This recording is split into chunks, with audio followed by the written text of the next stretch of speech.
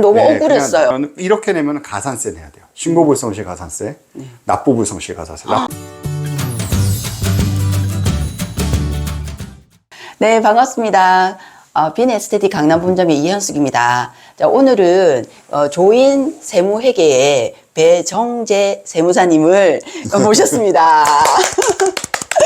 네, 처음에는 제가 혼자서 셀프로 했는데 어떤 일이 발생을 했냐면 제가 세금을 누락을 누락됐다고 연락을 받고 토해내는 걔네는 이게 조금 일들이 좀 생겨가지고 그때 제가 세무사님께 조언을 그때 많이 받아가지고 엄청 그때 좀 어떻게 좀 해결을 좀 잘 봤던 케이스고 제가 뭐가 문제였는지를 알게 된 케이스라 가지고 그때 이후로 제가 와 이런 작은 소규모의 어떤 사업을 하더라도 분명히 세금적인 부분도 굉장히 좀 알아야 되겠구나라는 생각을 많이 했습니다. 그래서 오늘은 직접 우리 세무사님을 모셔가지고 그런 관련돼서 정보를 좀 알아가는 그런 시간을 갖도록 하겠습니다. 자, 소개 한번 해주세요. 안녕하세요. 저는 강남 선릉역에 위치한 조인세무회계 배정재 세무사입니다. 네. 예. 제가 한 몇 년 전에 지금 원장님을 처음 뵀었는데 네. 뵙지 못했죠. 그렇죠. 통화만 하셔서 그때 생각을 한번 돌이켜 보니까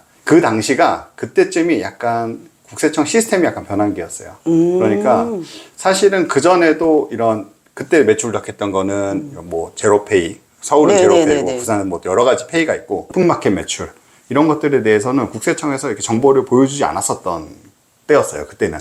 지금은 다 보여줘요. 그거를. 그래서 그때는 그걸 안 보여주니까 사람들이 안 보이네?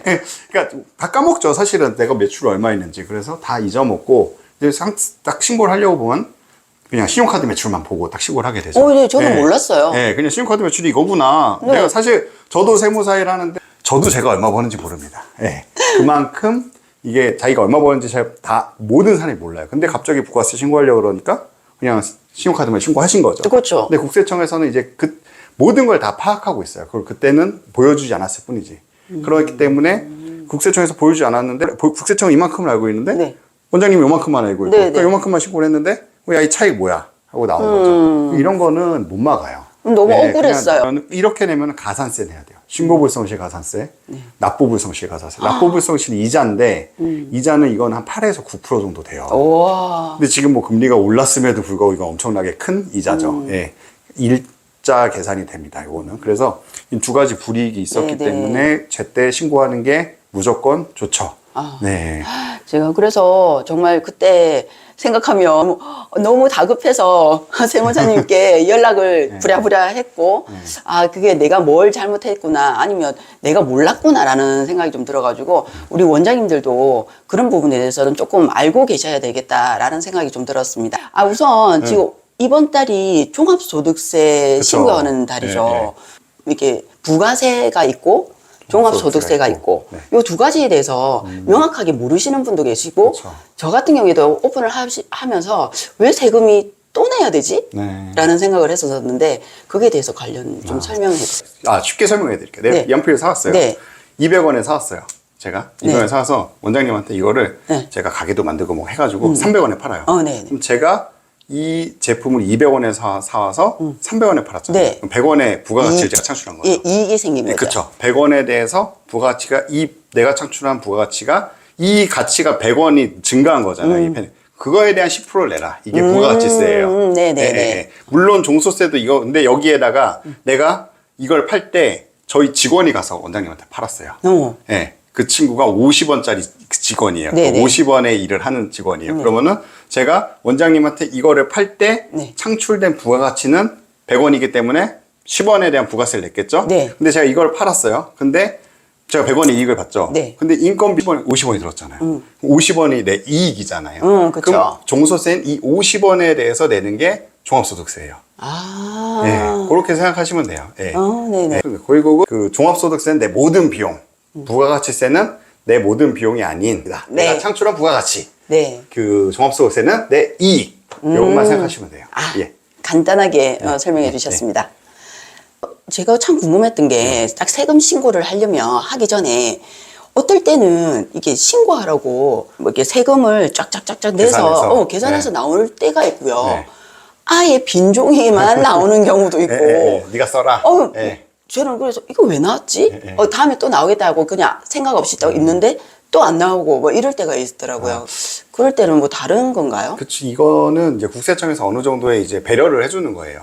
일정 규모 이하의 사업장 같은 경우에, 네. 일정 규모, 일정 매출 이하의 사업장인 경우에는 이게 나라에서 계산해주는 공식대로만 하면은 세금이 어느 정도 계산이 돼요. 근데 뭐 그게 맞다라는 건 아니에요. 네. 이렇게 하면은 뭐 네가 뭐 아무런 준비가 안 돼 있잖아. 요 정도만 되면 우리가 인정해줄게. 이런 개념이에요. 근데 그 일정 그 내 수준이 올라가게 되면 네네. 이제부터 네가 해. 내가 과거에 네가 그 처음 사업 시작하는 거였고 또는 네 매출이 굉장히 적고 그랬으니까 내가 해줬는데 이제는 네가 직접 해야 돼. 너는 돈도 좀 벌잖아. 약간 이런 거예요. 그래서 내가 처음 1년 차 때, 2년 차 때, 3년 차 때, 4년, 5년 차 때 뭐 어느 해 나오고 어느 해 안 네, 나오고 막 맞아요. 이런 식으로 그럼 내 매출이 들쑥날쑥 했다라는 거예요. 그런 건가요? 네네. 그래서 그게 너무 궁금했었고 그리고 그게 그대로 매출을 신고를 하라는 뜻인지 안 해도 되는 건지도 몰랐었어요. 저렇게 신고서가 다 작성돼서 나오는 건요. 종합소득세 신고에 관한 거예요. 부가세는 할 수 없어요. 왜냐하면은 국세청에서는 내가 매출이 얼마인지 모르거든요. 그쵸. 그 여기도 만약에 현금 매출이 있었으면 국세청은 모르잖아요. 카드랑 그렇죠. 뭐 이런 거 말이죠. 그렇기 때문에 네네. 부가가치세는 나라에서 정해줄 수가 없어요. 근데 종합소득세는 뭐 단순경비율이라는 제도도 있고 네. 기준경비율이라는 제도도 있고 뭐 그렇게 해서 뭐 그 미리 계산을 좀 해줄 수가 있는 거죠.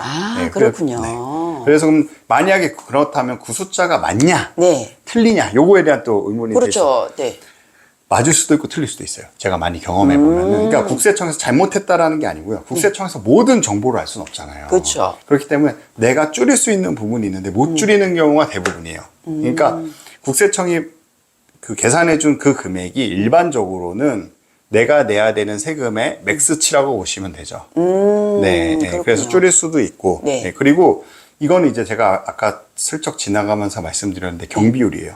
내 매출이 이 정도 되면은 이쪽 업종 같은 경우는 비용이 이 정도 되더라. 네. 그러니까 이만큼 이익이 났을 것이고 이거에 대해 세금을 내라 이건데 내가 사실은 매출이 이만큼이 났는데 비용이 훨씬 더 많이 났을 수도 있잖아요. 그렇죠. 그럼 적자잖아요. 네. 그럼 이 세금조차 낼 필요가 없는 그렇죠. 거죠. 근데 그거 이제 장부를 작성해야지 입증할 수 있는 거죠. 그리고 고지서가 날라와서 띡 내면은 네. 더 낸 꼴이 되는 거죠. 그러니까 국세청에서 정해준 경비율보다 내가 더 많이 썼거나 또는 노란우산 공제 이런 걸 통해서 소득공제를 받을 수 있었는데 세무서에서 그걸 적용을 안 해줬을 수도 있거든요. 그러면 이제 내가 그렇군요. 세금을 더 내는 꼴이 되는 네. 거죠.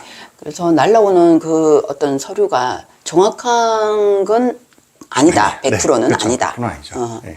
알겠습니다. 그럼 세무사님, 저도 사실 그 운영하다가 부산에서 한번 그런 질문을 한 적이 있었어요.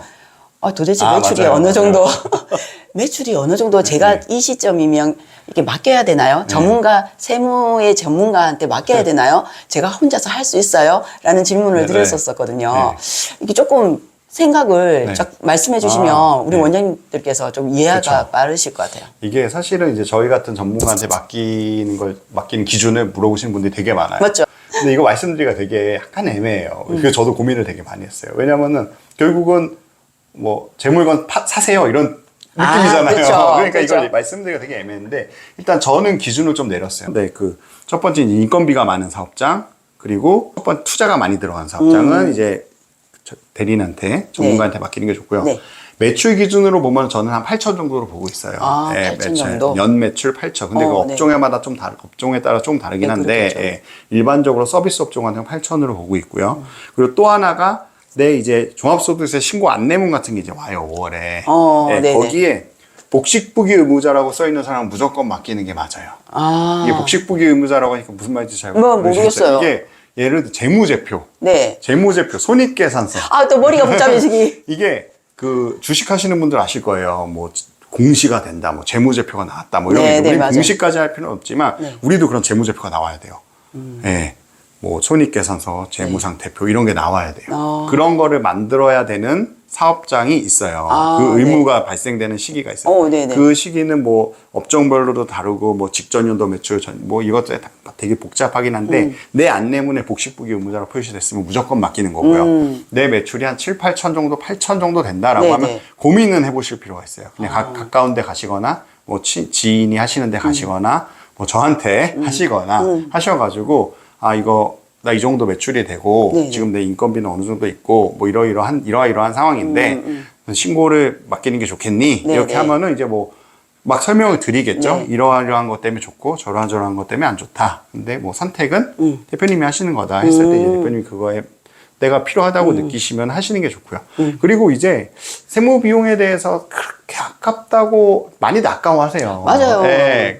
사실 이제 큰 돈은 아닌데 어떻게 보면 큰 돈이 어떻게 보면 큰 돈이 아닌데 네네. 저는 그렇게 생각을 해요. 이게 언제든지 매월 기장료라고 하죠. 그렇게 크지 않거든요. 개인 사업자 같은 경우에.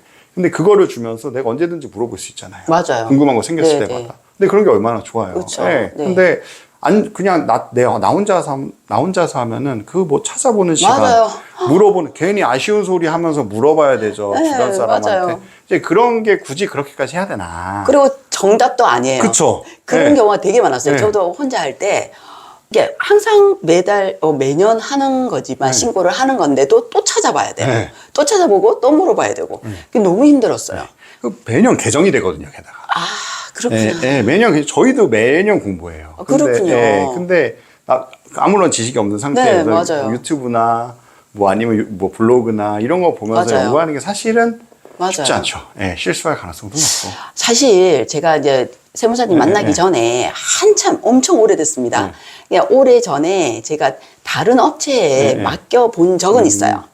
근데 그때 한번 맡기고 나서 제가 이제 부가세 그때 신고를 했었을 거예요. 부가세 신고를 했는데 어떻게 하다 보니까 제 전산을 보게 된 거예요. 보게 됐는데 그게 제가 제품을 사거나 샵에서 썼던 건데도 누락이 공제가 안 됐다는 그쵸, 표시가 그쵸. 돼 있더라고요. 그때 제가 보고 충격을 그쵸. 먹었어요. 아, 제가 전문가라고 생각하고 제 그 비용을 들여가지고 맡겼는데 이분들조차도 저 거를 제대로 안 보고 신고를 했구나.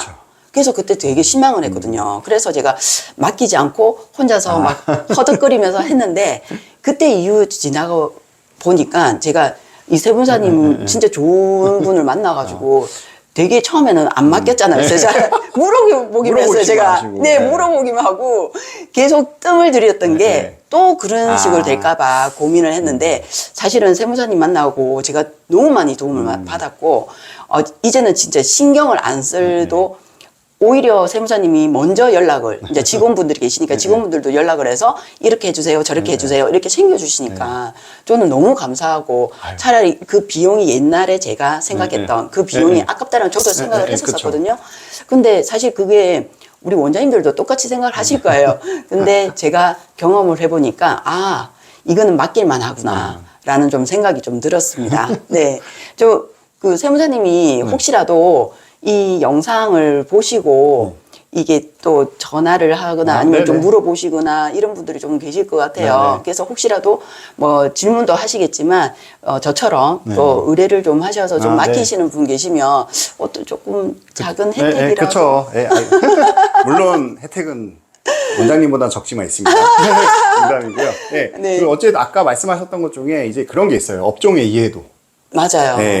아마 맡기셨던 분이 맞아요. 이쪽 업종을 많이 안 해보셨으면은 화장품을 사? 이거 비용 안 돼. 맞아요. 부가세 환급 안 돼. 이렇게 생각을 했을 거예요. 근데 네. 이제 이런 업종, 그 세무사분들도 이제 본인의 약간 주력하는 업종이 있어요. 뭐 이것저것 다 하시는 분들도 계시지만 주력하는 업종이 몇 개 이렇게. 저도 뭐 에스테틱만 하진 않아요. 그렇죠, 당연히 그런 당연하죠. 굶어 죽습니다. 네. 에스테틱만 하지만 안 돼. 어찌됐든 에스테틱 좀 하는 사람한테 맡기시는 게 네, 맞아요. 이 업종에 대한 이해도가 있기 때문에 이게 비용이 되고 안 되고를 판단할 수 있는 거죠. 너무 중요한 말씀 하신 것 같아요. 저희는 그 에스테티션들이 이 업종으로 하는 분들이 뭐 교육을 받는다든지 세무를 또 확인한다든지 상표 등록을 이런 부분도 좀 진짜 중요해서 그쪽으로 좀 특화되게 좀 잘 아시는 분들이 하시면 좋겠다. 지금 현재 세무사님이 그 큰 그 우리 뷰티 쪽으로 또 이게 다 맡고 계시는 걸로 제가 알고 있어요. 네. 열심히 하고 있습니다. 그래서 많은 좀 우리 그 에스테티션들이 이렇게 세금 신고를 할 때 좀 도움을 조금 더 세세하게 주실 것 같다라는 생각을 듭니다.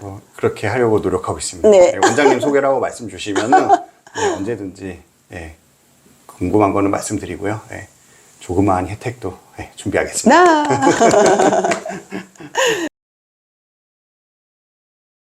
세무사님, 우리가 진짜 세금 줄이는 방법 없나요? 매출이 없는데 네. 신고를 해야 하나요? 이게 그러니까 다이소 가서 뭘 물건 사잖아요. 네. 그런 것도 뭔가 공제라고 해야